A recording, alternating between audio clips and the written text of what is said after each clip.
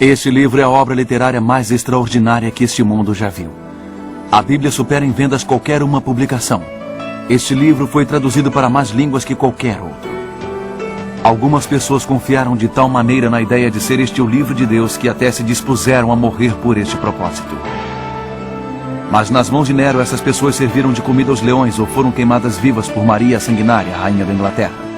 Outros usaram este mesmo livro como justificativa para as cruzadas que mataram centenas de milhares de pessoas inocentes. Esta é a história de como a Bíblia sobreviveu desde o tempo de Moisés até alcançar o litoral da América a bordo do Mayflower.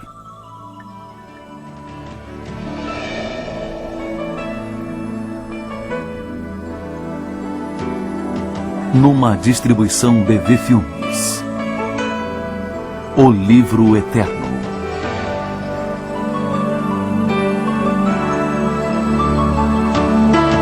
A história da Bíblia.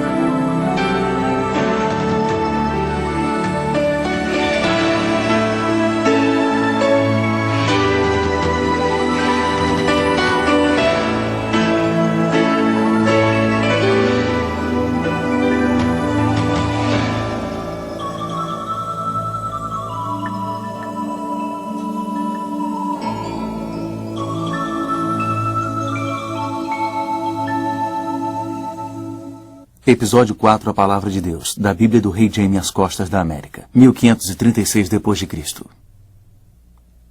Após a morte de Tyndale, a Bíblia inglesa foi considerada um livro proibido. Seria necessária uma combinação de manobras políticas para abrir caminho para uma Bíblia inglesa autorizada. O rei Henrique VIII nunca foi um verdadeiro protestante. Tratava-se de uma questão de conveniência política. Contudo, a nova rainha, Ana Bolena, acreditava piamente no movimento da reforma. Suas convicções não eram mantidas em segredo. Ela se esforçou para influenciar o secretário Cromwell a perdoar os crimes de alguns que foram pegos contrabandeando o Novo Testamento de Tyndale na Inglaterra. Na verdade, ela recebeu um exemplar especialmente encadernado deste Novo Testamento, mandado para ela na época em que Tyndale esteve preso em Vilvoorde. Hoje, o exemplar se encontra preservado no Museu Britânico. Ela nomeou Matthew Parker, um célebre reformador, como capelão de sua filha Elizabeth.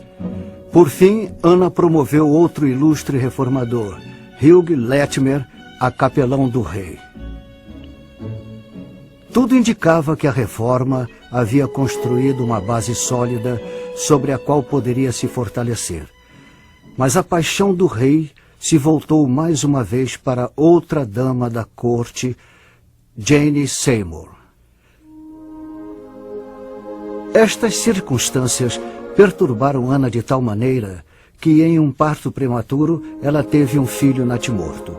Um certo dia de janeiro do ano de 1536, ela entrou em uma sala e encontrou os dois amantes em posição comprometedora. Ela esperava que alguma coisa acontecesse. Mas o quê? E quando? Uma festa foi organizada na cidade de Greenwich, em 1º de maio de 1536. Seria uma ocasião de pompa. As pessoas lotavam as arquibancadas à espera de bobos da corte para diverti-las. O rei e a rainha estavam presentes. A rainha deixou um lenço cair acidentalmente e um homem chamado Henry Norris o pegou e limpou sua testa com ele. O rei aproveitou a ocasião para deixar o local enfurecido. Era evidente que ele estava muito aborrecido, e isto só serviu para deixar a rainha aflita. Ela não sabia por que o rei estava aborrecido. Tentou descobrir, mas não obteve êxito. Foi só na manhã seguinte, quando viu Kingston, o tenente da torre, que a rainha juntou as peças. E ao entender o que estava acontecendo, soltou um grito. Ela foi levada em uma barcaça no rio Tamisa ao Traitors Gate, na entrada da torre, e foi obrigada a ocupar os mesmos aposentos da cerimônia de coroação. Quando o arcebispo Cranmer soube de sua prisão, ficou estupefato. Ele não podia acreditar nas acusações feitas contra ela. 3 cavalheiros, incluindo o jovem que pegou seu lenço, foram interrogados sob a acusação de adultério com a rainha. A cada oportunidade, negavam veementemente as acusações. Porém, quando um deles foi torturado, concordou de imediato em assumir a versão que quisessem.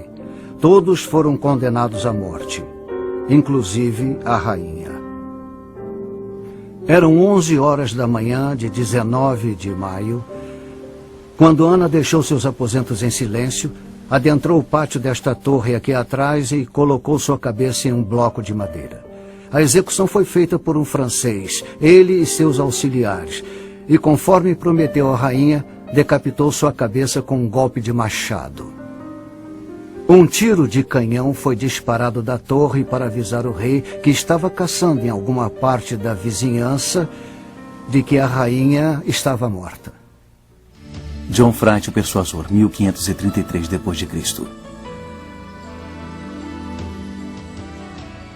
Em novembro de 1527, Bilney foi preso. No seu julgamento em Londres, metaforicamente, as portas do armário se abriram e os esqueletos caíram. O primeiro problema que ele enfrentou foi causado por um homem chamado Thomas Garrett. Ele foi apanhado vendendo 350 bíblias no mercado negro, aqui em Cambridge. E isso pôs todos os amigos de Bilney sob suspeita, levando-os à prisão.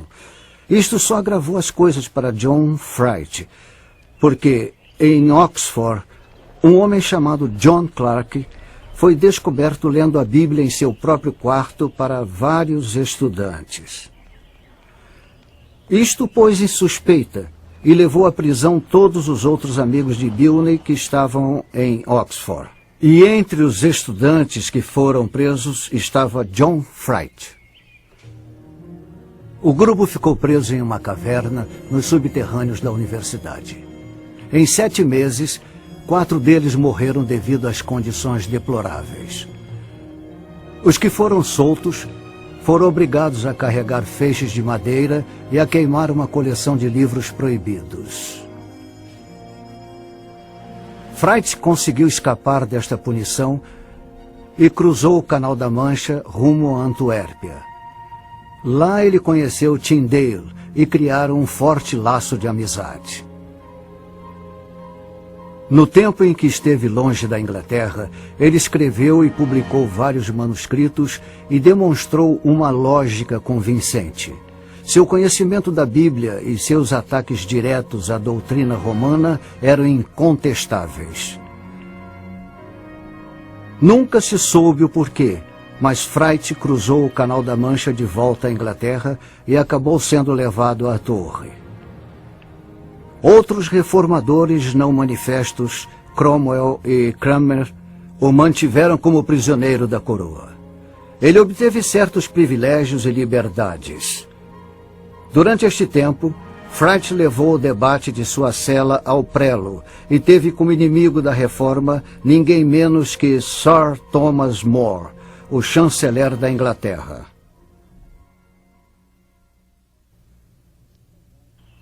Tendo desprezado muitas oportunidades e incentivos para uma fuga, ele foi levado à Catedral de São Paulo em 12 de junho de 1533, foi julgado, condenado e trancafiado na prisão de Newgate, que fica bem aqui atrás de mim.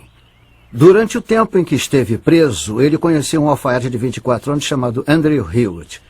E esses 2 homens condenados à mesma pena, pelos mesmos crimes, se tornaram grandes amigos. Em 4 de julho de 1533, os 2 foram trazidos aqui para Smithfield. Foram acorrentados de costas e separados por um mastro. Ele tinha acabado de completar 30 anos, e o corpo e o espírito de John Fright se separaram aqui em Smithfield. Smithfield levou consigo muitos homens e mulheres que se dedicaram à reforma e ao seu amor à Bíblia inglesa. John Nicholson, conhecido como Lambert, foi levado a julgamento por suas divergências doutrinárias no altar. Em 16 de novembro de 1538, ele foi julgado e condenado no Westminster Hall. 4 dias depois, foi queimado em Smithfield. O vento não estava a favor. O fogo foi mantido baixo e as pernas foram reduzidas a cotos. Ele teve de se agarrar às correntes. Os soldados ficaram impacientes e o empurravam com lanças. A esta altura, as mãos dele pegavam fogo. Ele as exibiu para o povo e gritou: Só Cristo, só Cristo.